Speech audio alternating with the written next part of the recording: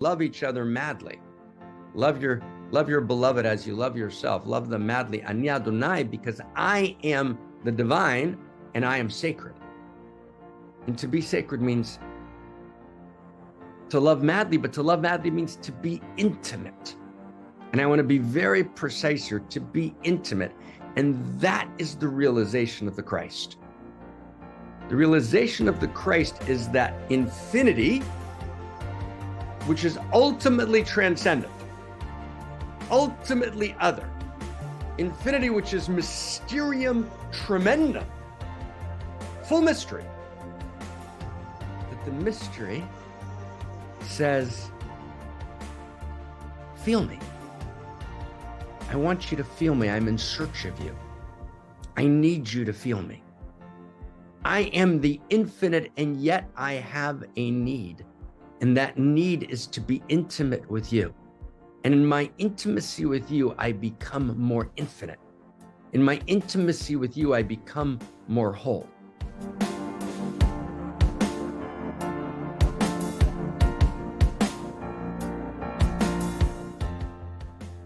It's so good to see everyone. It's so good to see everyone. Wow. It's Christmas. Merry Christmas, everyone. So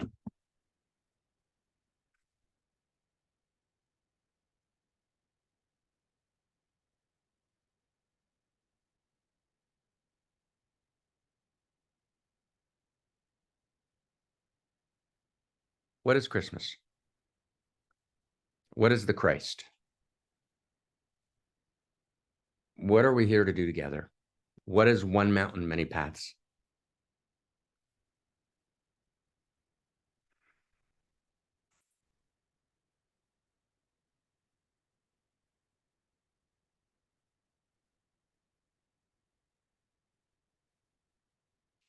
What actually matters to say now that is aligned with what we're here to do? We're here not only to comfort, but also to comfort.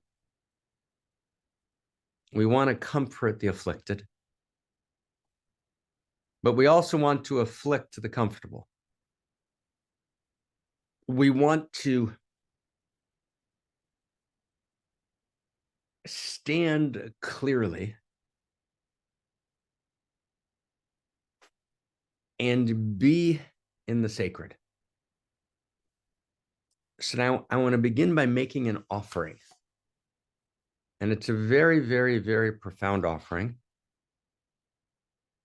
It's profound not because I'm making it, it's profound because it reaches deep, deep into the lineages of the Christ to make a very fundamental offering.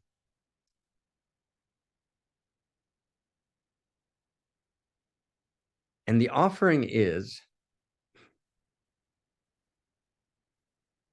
Jesus is the Christ. The Christ is the Holy One, the Sacred One. To be sacred is to be intimate. That's the sentence. To be sacred is to be intimate. Now, when you read the scholarship of Christianity, and I've been reading intensely through the night, and about 6 weeks ago, I spend maybe 4 hours till like 5 a.m, deep in the texts and in the scholarships of the word kadosh, holy, which is the word which means the sacred. And the basic movement in much of scholarship based on reading a multitude of texts is the sense that the sacred means to be transcendent. Rudolf Otto and the idea of the holy, that the book about the holy, talks about the sacred in that way, as does Nachmanides in the classical Hebrew tradition, as does Rashi, one of the great exegetes of the sacred texts. And of course, they're saying something that's important. What they mean is that the sacred is not reducible to categories of social construction. Does that make sense, everyone?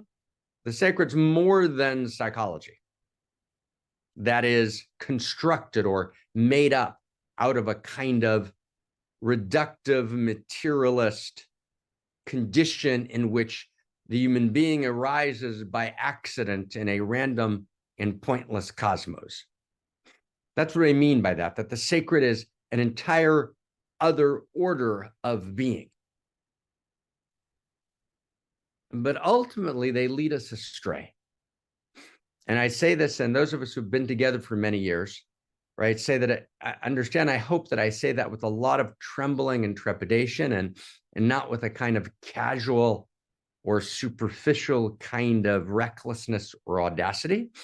I think that's a wrong reading of the text. And I hope that this year in study, we will be able, just like we did a 4 hours on Barbie, I'd like to do like 4 hours on a reading, and this is your Christmas present, David, on a reading of the word, the sacred, in biblical text. What does that word actually mean throughout the corpus of the text? And I think that what you will see is, based on a very close reading of that text, that to be sacred, the sacred is the intimate. And there's only one other scholar that I've seen who aligns with me on this, and I believe that he's correct. His name is Eliezer Berkowitz. He wrote a book that was published by Wayne State University Press, right? It's out of print. When he died, I went to his apartment in Jerusalem and found a copy, like a couple of copies left of this old book, right? And he does this remarkable study, dozens of pages into the idea, the word holy. And I'm just going to read to you the last 3 words, the last 3 sentences. Rather than the holy indicating transcendence, it seems, based on a careful reading of the texts, to be inseparable from the idea of immanence. Immanence, not transcendent, not the other, but immanent, close, inherent. Far from meaning inaccessibility, it reveals closeness and association. And then Berkowitz concludes, in contradistinction to Rudolf Otto, it's not the mysterium tremendum. If anything, it is its very opposite. So the mysterium tremendum means the other, the transcendent.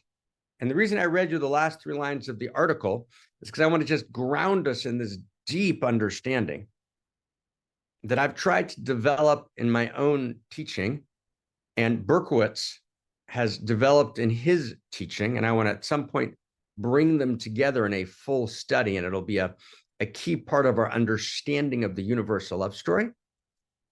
But enough now of the scholarly apparatus. Now let me just get to the point. The mysterium tremendum means there's mystery between us, and that's beautiful. That's a dimension of love. But the sacred appears when the mystery discloses itself and we can touch each other, and we can feel each other, and we can hold each other in profound intimacy. To be sacred and to be intimate in the closest reading of the deepest strains of the texts means to be intimate, which is why, for example, in Leviticus 19, when it says, V'yitem kadoshim, you shall be sacred, ki kadosh ani, for I am sacred, it then launches into a set of texts about interpersonal relations, which climax in, V'ahavta l'reacha kamocha, love each other madly. Love your beloved as you love yourself. Love them madly. Ani Adonai, because I am the divine and I am sacred. And to be sacred means to love madly, but to love madly means to be intimate. And I want to be very precise here, to be intimate. And that is the realization of the Christ. The realization of the Christ is that infinity, which is ultimately transcendent, ultimately other, infinity, which is mysterium tremendum, full mystery, that the mystery says, feel me. I want you to feel me. I'm in search of you. I need you to feel me. I am the infinite, and yet I have a need. And that need is to be intimate with you. And in my intimacy with you, I become more infinite. In my intimacy with you, I become more whole. When you reach out of yourself and you feel me, I become more me. And when I reach out of my mysterium tremendum and I feel you, I become more me. When the human being is in search of she, and we bracket the vagaries of the supercilious ego, grasping and seeking, and we feel divinity on the inside, we feel the pulsing of her joy. We feel the throbbing of her desire. We feel the infinity of her pain. Then we become more human. And when divinity, de absconditis, right, the hidden God, reaches out of the heavens, reaches from the depths, and discloses her heart for but a moment, and we feel her heart, and we feel its pulsing, and we feel its joy, and we feel her yearning. When she reaches out of the infinite and she feels our heart, and she feels our pain, and she feels our joy, when she's intimate with us, she becomes more she. She becomes more whole. She becomes more God. So Christ means I feel you so deeply that in some sense I become you. Right? And that's what we're afraid to do. We're afraid to feel each other so deeply that we become each other because we're afraid that we're going to lose ourselves. But the mystery of the Christ is that when I feel you so deeply and I lose myself inside of you, only then am I found for the very first time. That's the mystery of the Christ. The mystery of the Christ is that I can empty myself out and fill myself with you, and then I become more filled with my selfhood than I ever was. Right? That's the mystery of the Christ. The mystery of the Christ is that God is the infinite intimate. God is the infinite other who is mysterium tremendum, who desires more than anything to intimately touch the deepest recess, the deepest shards of our holy and broken hallelujahs. Right? It's so,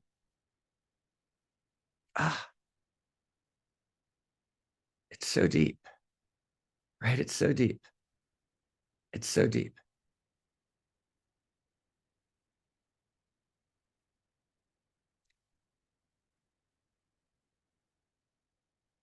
We understood as we moved from pre-modernity to modernity that we need to introduce universal human rights. Is that true? Universal human rights. And so we said not just the king has rights, not just the court, not just the royalty, but every human being has a right to life and has a right to the dignity of their individuated personhood. And that was an expression of this movement, this evolution of love, this evolution of consciousness, this fundamental set of rights that protect us against incursion from the outside by the forces of empire in all of her distressing disguises. That was a critical set of rights. And so modernity was defined by this demand for rights and this democratization of rights. It's beautiful. And postmodernity said, let's expand those rights to those who are marginalized, to those who are on the corners, the edges of society, whether it be sexual alternative, whether it be dimensions of appropriate gender alternative in the ways that are sane and good, whether it be marginalized populations whose stories may have been overrode or rewritten by the victors in the vagaries of history. And that impulse per se was a sacred impulse. Let's expand the rights that modernity claimed. But in that claiming of rights, in the sacred claiming of rights, there was this hyper autonomy, this hyper individuation, right? The sense was about rights, the rights of the nation, the rights of the individual. It's beautiful. But it was autonomy which lost its relationship to its beloved communion, intimate communion. And so we created a world of rivalrous conflict governed by win-lose metrics, the first generator function of the meta-crisis of existential risk, which then generated complicated systems in which the pieces and parts didn't know each other. We've talked about that many times here. And in the text that is at the gateway to One Mountain, Many Paths, Love or Die, we unpack that matrix of our conversation. So take a look at it if you can. All of this together, all of this assertion of right, beautiful as it was, left us alone, left us in our silos, left us hollow and stuffed. The hollow men, the stuffed men, left us as desiccated Gaia Cometi sculptures, left us as denuded from the larger fields of intimacy, generating a global intimacy disorder, which is at the very heart of the meta-crisis.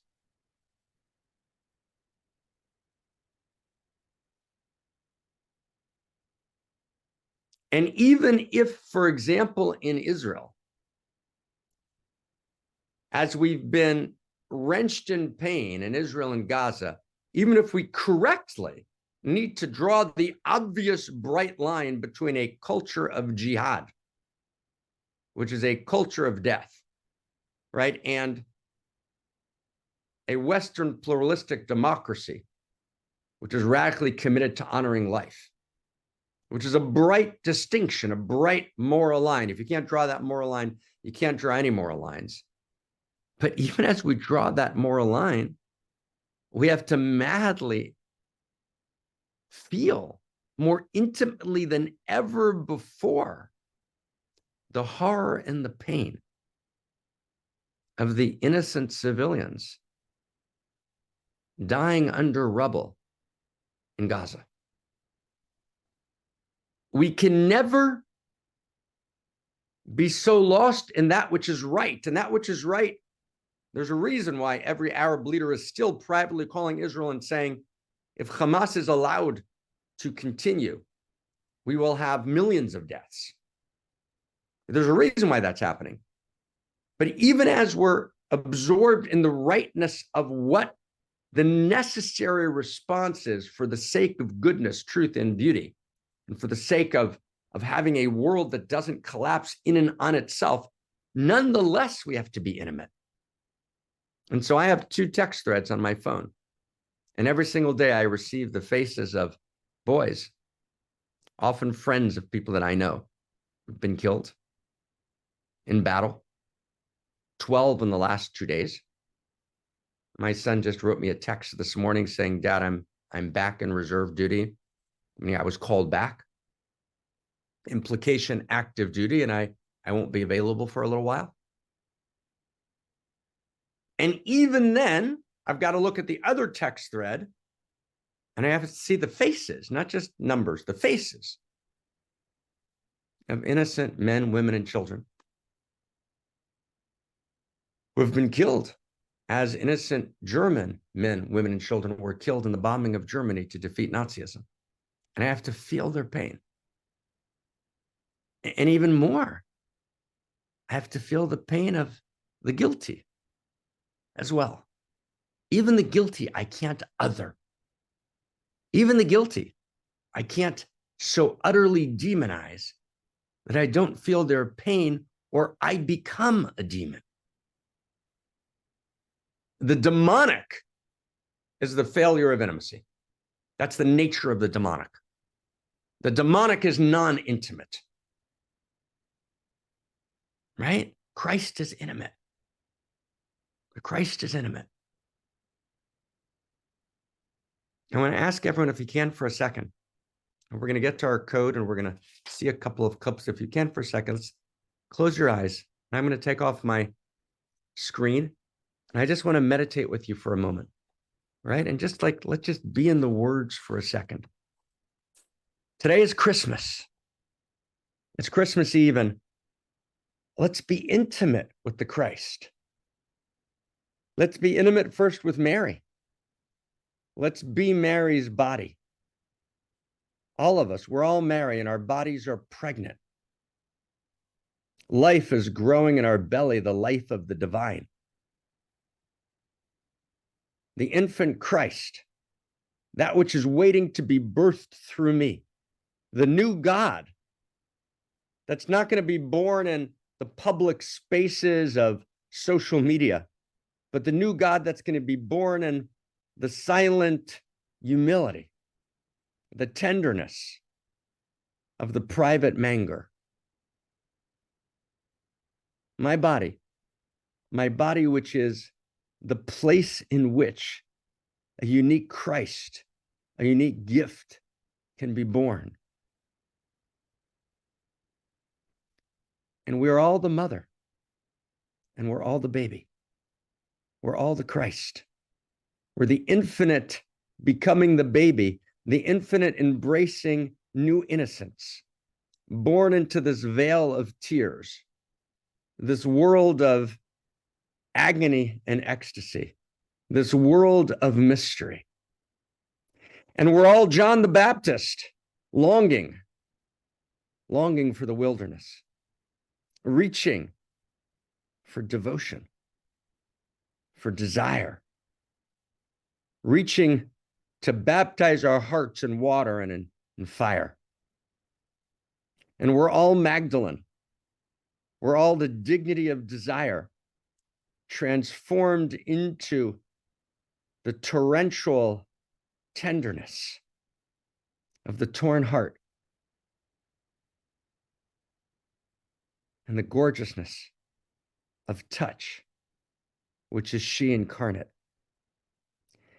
And we're also Pilate and his confusion, and Herod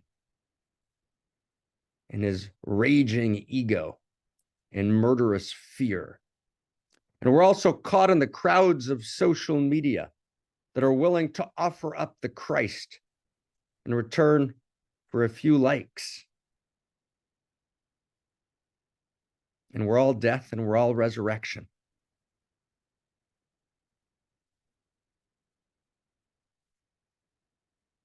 It's all of us, my friends. It's all of us. And we're celebrating here Christmas as family. And David's about to read the code about what it means to be family to each other. And what it means to be family to each other means that we feel each other, that we're creating a new structure of intimacy in the world, that intimacy is not only biological family,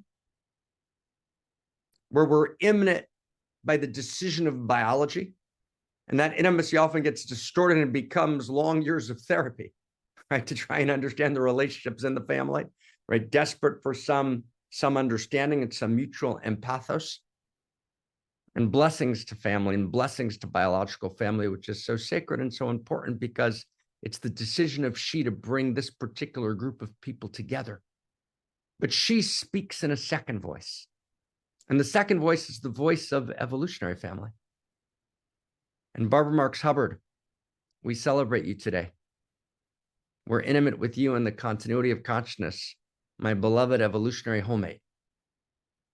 We celebrate you, we feel you, and you feel us. And we talk together about this new vision of evolutionary intimacy that you held so dear and that we held so dear together. And we invoke evolutionary family. And Barbara, for the last 5 years of your life, and as you related to me for most of your life, your evolutionary family was the core, the place where you felt and were felt, the place where you lived and breathed. So let's invoke evolutionary family, which means that in One Mountain, we love each other, we feel each other, we hold each other. We are an engine of revolution, but that engine is not simply the infrastructures of funding, as critical as they are. And it's not the infrastructures of operations, as critical as they are. But at the very core of this revolution called One Mountain, which seeks to respond to the metacrisis, which is a global intimacy disorder with a new story of intimacy, at the very core is the intimacy between us. It's imperfect, right? It's all holy and broken. We're making mistakes, but we're making mistakes in the right direction. We love each other. We care for each other. We feel each other. We become the Christ in being willing to feel each other. So David, give us, if you can, my brother, with the great sweater, give us a vision of evolutionary family, right, on this Christmas. Biological family is one, and we're committed to it. Evolutionary family, or soul root family, is not less, and sometimes even more significant. We need to be, at the very least, as committed to our evolutionary family as we are to our biological family, and often much more so. It is before your evolutionary family that you can confess your greatness, take your unique risk, speak and live your deepest heart's desire, and be seen in the depth of your true glory. We will not be able to respond to existential risk without making the momentous leap from only biological family to biological family and evolutionary or soul root family. And it's that, with that, I turn my word back to you, beloved Dr. Mark. Thank you, David. Right. So family means, evolutionary family means that we all have the right to family. Everyone has a right to family. Right? Some people get what seems to be great families. Lots of people don't. Everyone has a right to a great family. But the right to a great family is part of a larger new right.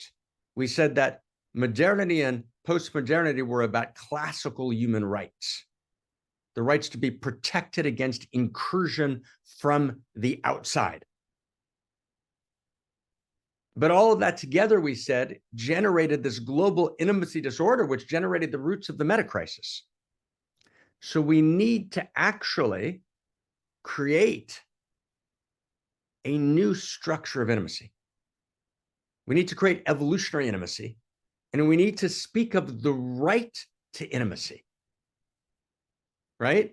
You know, there's a book that we talked about a year and a half ago, and I think Kathy Brownback, you were just working on this One Mountain, writing it up, and it's by Amiya Srinivasan at Oxford, and it's called The Right to Sex, in which essentially she's mocking the idea that someone would have the right to sex or the right to desire and she associates it with incel communities.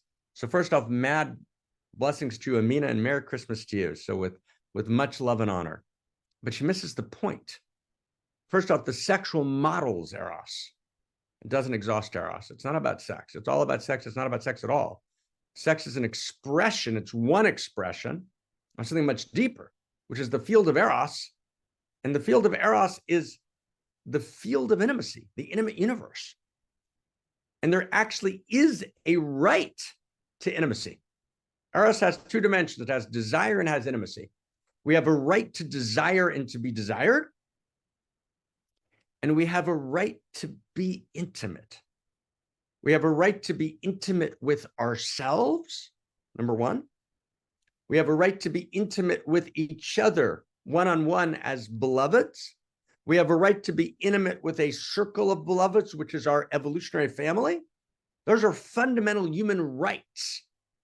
We have a right to be intimate with a larger, intimate communion with the world, not just with our evolutionary family, but to be intimate with the whole, to be omniconsiderate for the sake of the whole, to feel the whole.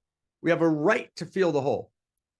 We have a right to feel the field of intimacy, which is the field of value, which is the Tao. Those are fundamental human rights. But not only are they rights, and I want to stay close, it gets so beautiful, it's so elegant and so gorgeous. A right is also a need. At their core, there's no distinction between a right and a need. My most fundamental clarified needs are my rights. If I need intimacy in order to survive, then I have a right to intimacy. If I need water in order to live, I have a right to water, right? If I need air, I have a right to air, right? If I need basic income to survive, then I may have a right to universal basic income, right? But my core needs are my core rights. Does that make sense? And my core needs, right? What I need, I have a right to. Now, it turns out that my most clarified needs are also my deepest heart's desires, right? So my most clarified need is not just a need to survive. It's not just a need to be clothed. It's not just a need to be warm, although it is all of those. And every human being in the world has those basic rights. But I also have a need to be held, and I have a need to be touched. And I have a need to be received, and I have a need to find my goodness in the face of the other, and I have a need to be surrounded by evolutionary family that loves me. And those are also my deepest heart's desires. I have a need to be intimate with my irreducible uniqueness and give my unique gift. Right? So I have a need to realize that I'm not just separate self, right? Intimacy at the level of separate self is often a negotiation between two people, right? To try and have at least basic lines of communication and to take care of each other. But all too often between separate selves, it's very hard to create intimacy. So I need to actually move beyond separate self, which is often in a state of war and a perpetual power struggle. And I need to access my true self, which is the field of oneness, desire, the field of intimacy, the field of value. Then there's that the entire field is intimate, which is why Dogen said the field is enlightenment, which is intimacy with all things. Everything's in the field, everything's alive, shimmering in shunyata. But then the field is disclosed as irreducible expressions of uniqueness, and I'm irreducibly unique, so I need to be intimate with my own unique gift, which then allows me to receive your unique gift and to see you and to be intimate with your unique gift. And then I need to be intimate with the unique personal pulsing of evolution alive in me, the evolutionary impulse, which is my evolutionary unique self, which then allows me to be intimate to join the unique self symphony and the ultimate intimacy of music as we're each playing our own instrument in the unique self symphony arises responding to the global intimacy disorder. Wow. There's a right to intimacy. Intimacy is my most fundamental need. Intimacy is my deepest heart's desire. And intimacy is the quality of the sacred. And the Christ is the intimate one. Right? Christ means that the infinite power of all of reality desperately needs and desires and has a divine right to be intimate, and therefore a divine right to manifest and to create. You and me and we and she and he and thee. Wow.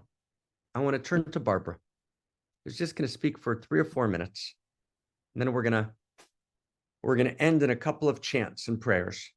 But just if you can be with us to the end, and if you have to go at 2:00, totally perfect, because the prayers like insanely matter. But I really want to now just, if we can, receive Barbara, who founded this One Mountain with us, who's with us every week, who I miss intensely and dearly all the time, and I know we all do. So with great, great love and great, great honor, let me introduce to all of you our beloved Barbara Marx Hubbard. Morning, beloveds. We are not alone. We are coming home.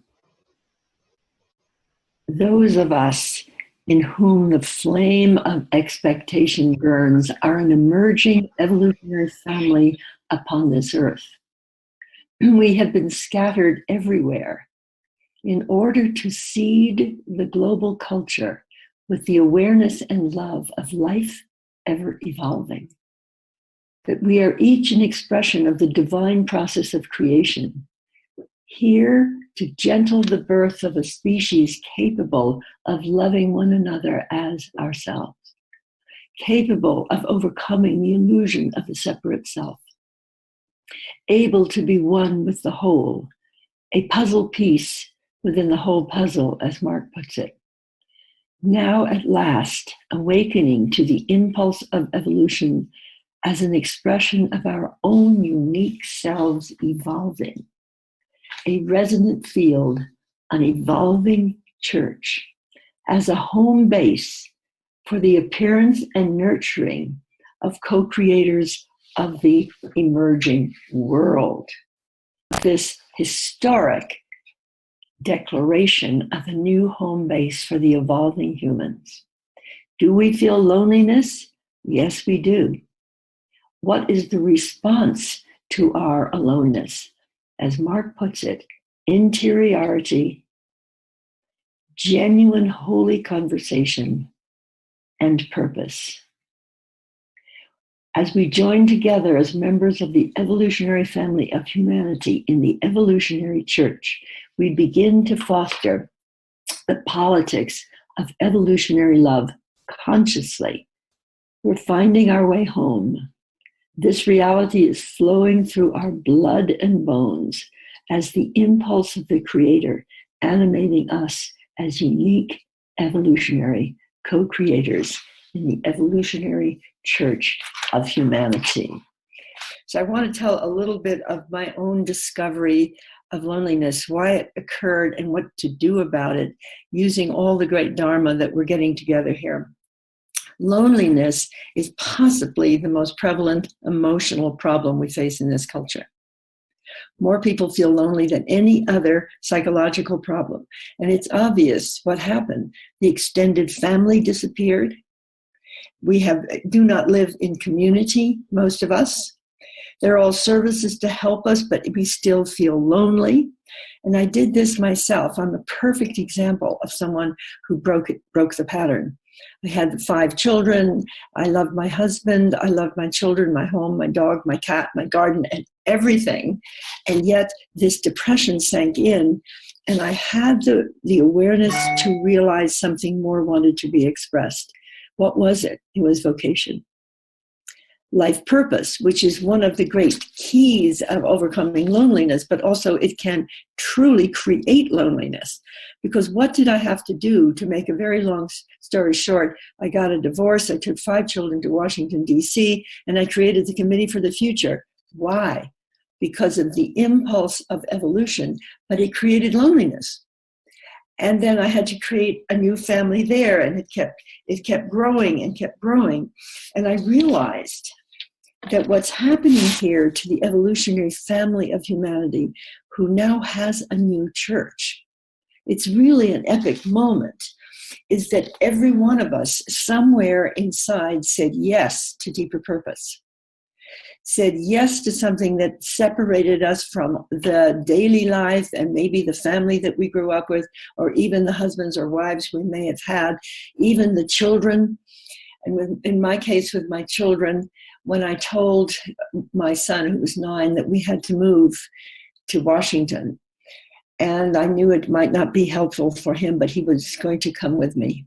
And he said, Mom, I know what you're doing right. This is what mothers are for. They're supposed to be creating the future, he said. And he put his little 9-year-old arms around me, and I didn't feel lonely. But I was breaking up a very, very comfortable pattern.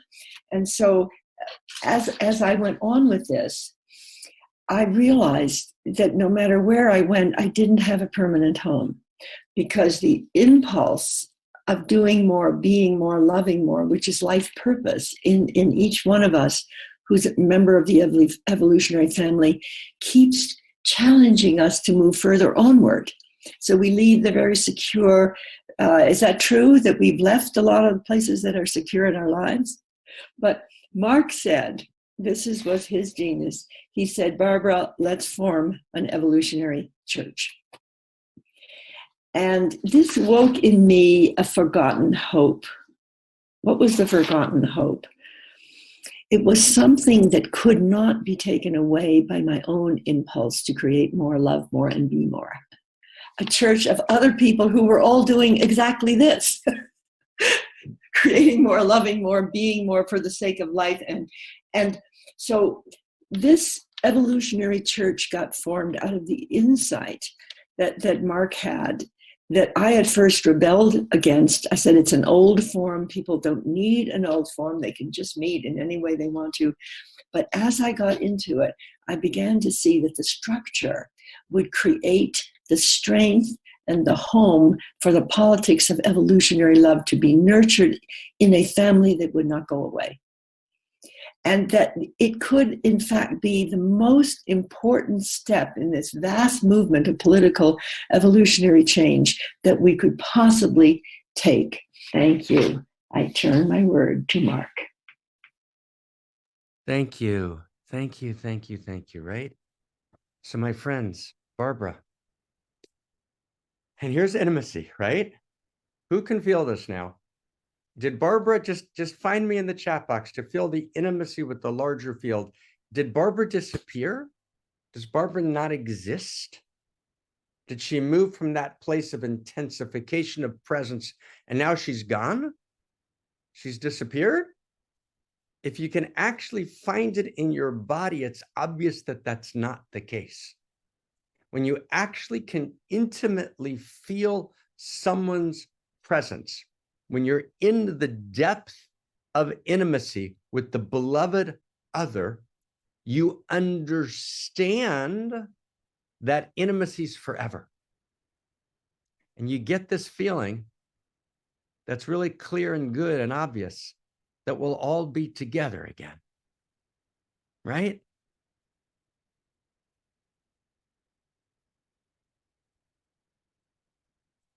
Intimacy invokes eternity. Intimacy tells me that forever is true. Intimacy tells me that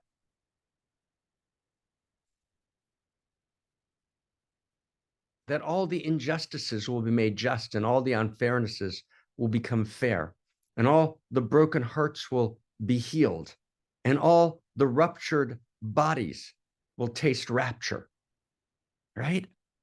That's what intimacy tells me. Intimacy tells me that the broken and the holy are the same. And if we're close and we're intimate, then it all comes together again, right? But feel it not in your mind. Let your mind go if you can. Beloveds, let your mind go for a second. The mind is beautiful and I love the mind, but this is beneath and beyond the mind. This is the ultimate intimacy.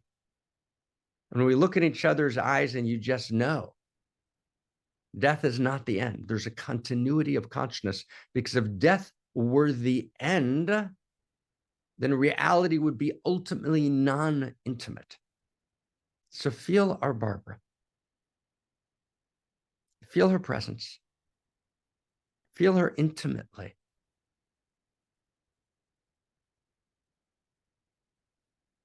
And know the truth, the intimate truth of the continuity of consciousness on this silent night and this holy night. And we're going to go through, and we're going to conclude with 3 chants. And I'm going to ask if you can stay with us just a few more minutes, but be with us on the inside. Let's try tenderly, not to consume. I got the ideas, now I'm gone. But actually, let's be in the intimacy together and actually be home together. So we're going to do 3 chants, or we're just going to do a short 30-second meditation between each chant. Silent night, holy night. To be holy is to be intimate. To be intimate is to be the Christ. And we're the Christ, and we're John the Baptist, and we're Mary, right? And we're Magdalene, and we're Herod, and we're Pilate, and we're the crowd. Silent night, holy night, take us inside together.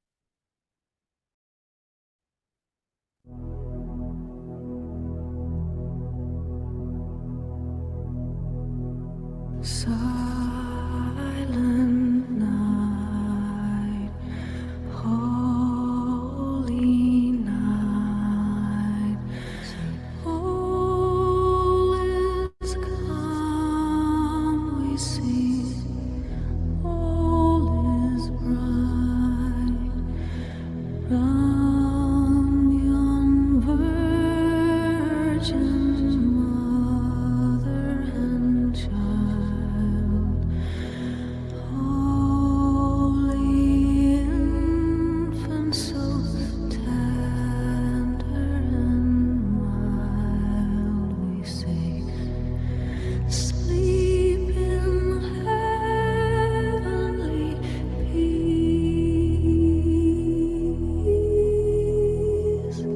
sleep in heavenly peace.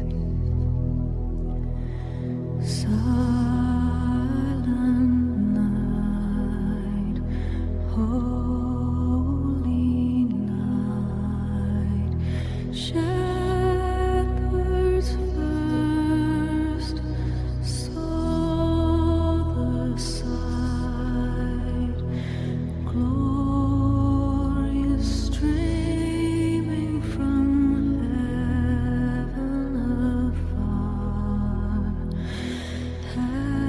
heavenly hosts singing Alleluia. Christ the Savior is born.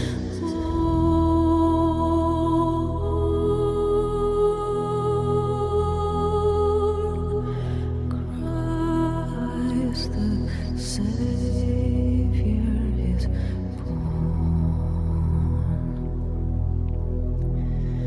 Silent night, holy night, all is calm, we see, all is right, round yon virgin mother and child, holy infant, so tender and mild, we say, sleep in heavenly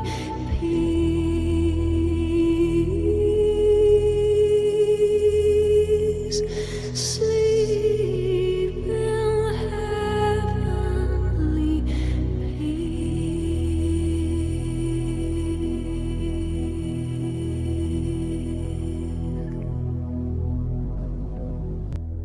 Silent night, holy night. Holy night means intimate night.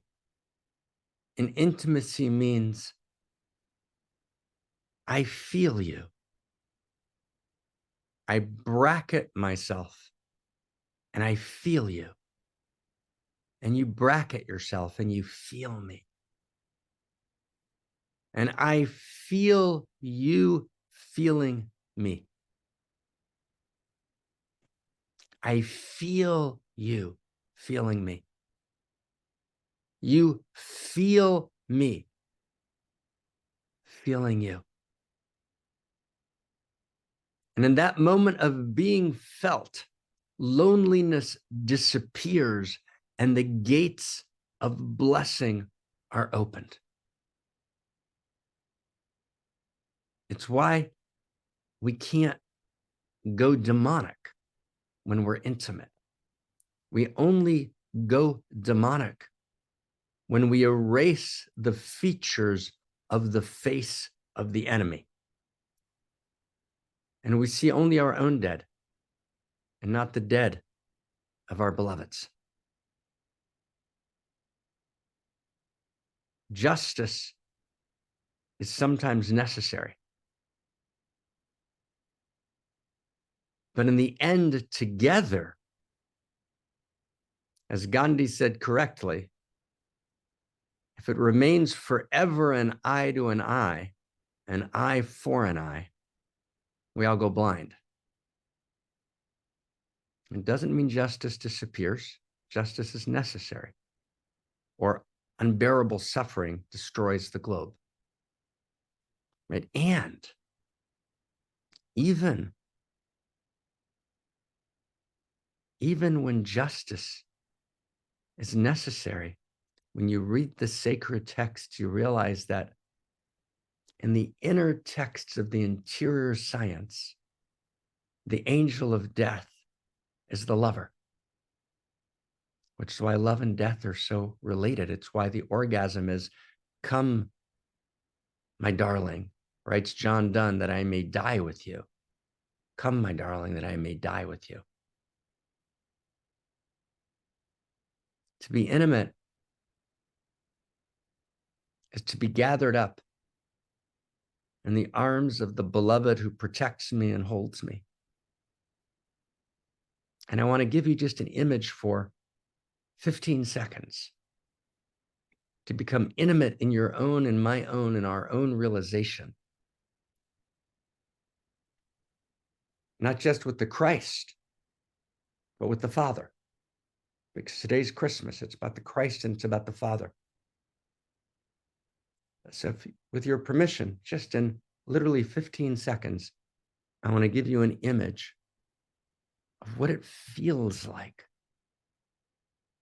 to close your eyes into death and to be gathered into the arms of the Father. Let's take a look.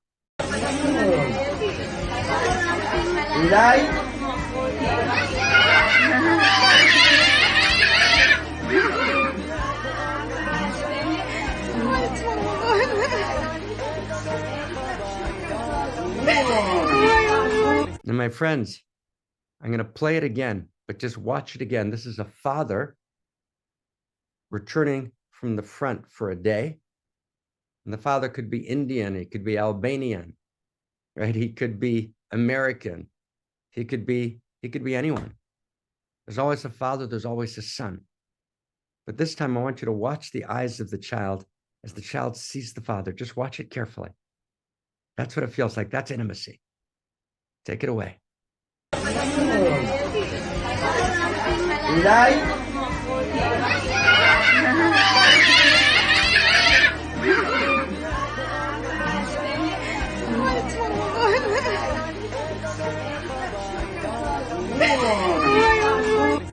Cha, we just have 2 more steps in our practice of intimacy. And we're in practice now. We're on the inside of the inside, right? We are the Christ.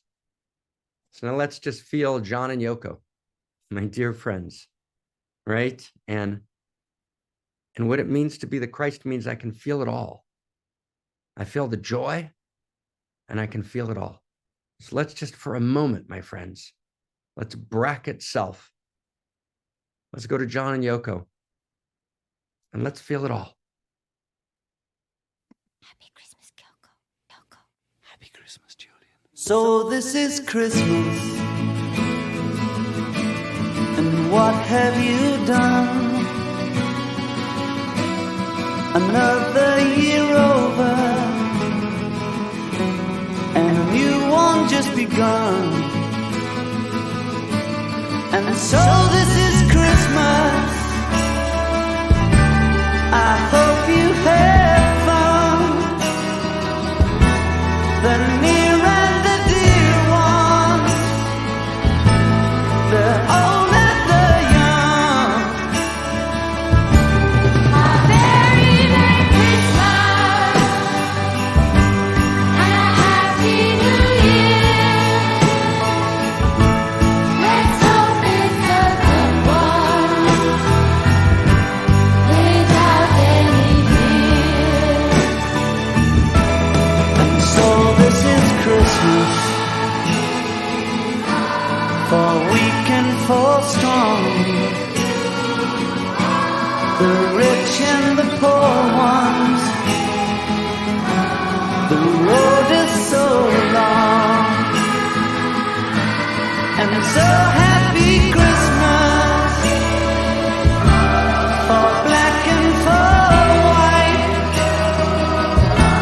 for yellow and red ones. Let's stop all the fight.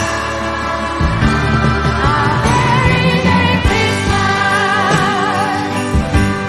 and a Happy New Year. Let's hope it's a good one without any fear. So this is Christmas, and what have we done? Another year over, and a new one just begun. And I'm so happy Christmas. We hope you have fun. The near and the dear one, the old and the young. A very Merry Christmas and a Happy New Year. Let's hope it's a good one without any fear. What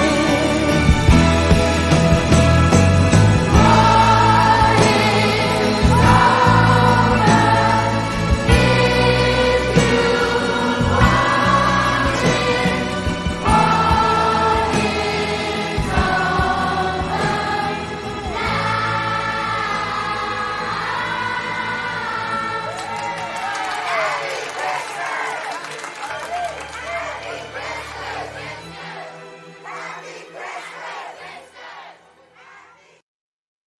And we'll go to the very last step, my friends. We are Christmas together. We are homo amor together. Homo amor is the Christ. Homo amor is the atheist who says it's only me. And so therefore I feel it all, and all value lives in me, which is the atheist who is the heretic, but the heretic who's so filled with faith. And all the distinctions disappear and all the labels disappear. And it's the intimacy that lives in our hearts that is the sacred pulse beating, in which we know that it all matters and it's all precious and it's all sacred. And every breath we take and every move we make is held in the arms of she, and every place we fall into her hands. So we're just going to read the last set of words and we're going to close here. Merry Christmas, my friends. Let's look in the chat box if we can. Let's look in the chat box if we can. We're going to put the words right to the chant that we're about to do. And we're going to read them and then we're going to finish with that chant. Oh my God, right? In excelsis Deo. Angels, with this we begin, with this we end. Angels we have heard on high, sweetly singing o'er the plains, and the mountains in reply echoing their joyous strains. Glorious in excelsis Deo. Shepherds, why this jubilee? Why your joyous strains prolong? Let this gladsome tidings be which inspire your heavenly song. We see him in a manger laid, whom the choirs of angels praise. Mary, Joseph, lend your aid, while our hearts in love we raise. Come to Bethlehem and see him whose birth the angels sing. Come adore and bend a knee, Christ the Lord, the newborn King. Ultimate intimacy. And we need Rumi, and we need the radical atheist who's the materialist mystic, who's the heretic, who's filled with faith. And we need the mystical spark, the sacred intimate spark of Christendom. And we need the Islamic mystics, and we need Confucius, and we need the indigenous. We need the sacred sparks, and we need their unique expressions to write and tell and be this new story of value. And yes, my friend wrote to me this week, my beloved, she wrote, when we tell the story of unique self, when we tell the story of evolutionary unique self, when we tell the story of Homo Amor, then we recognize ourselves. We tell a story, we write a poem, we write a sonnet to recognize most intimately our deepest and truest nature. So to Christ, to intimacy, to the sacred we sing. Mad, mad, mad. Merry Christmas, my friends. Literally, without grandiosity, with trembling intimacy. We're responsible for it in this generation. It's ours to do. Just ours, it's never just ours. Everyone should do what they need to do. But writing this new story of value, telling this new story, knowing this story, articulating this great library, writing sacred text for the intimate communions of the future, responding to the global intimacy disorder with a new story of value, rooted in first values and first principles, a shared grammar of value as a context for our diversity. That's intimacy. That's intimacy. It's only shared value that creates intimacy. And excelsis Deo, glory, right? Christ the Savior. Christ the Savior is born in this moment. So take us inside all the way. Bocelli. Thank you, Bocelli. Oh my God. Yes.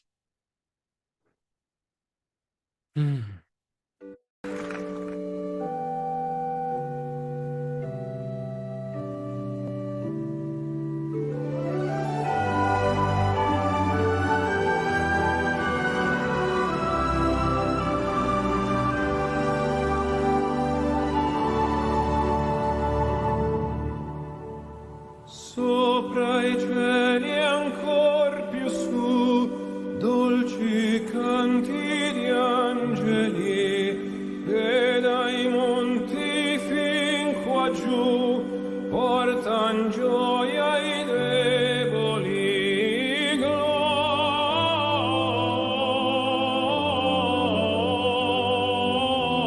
Gloria in excelsis Deo, gloria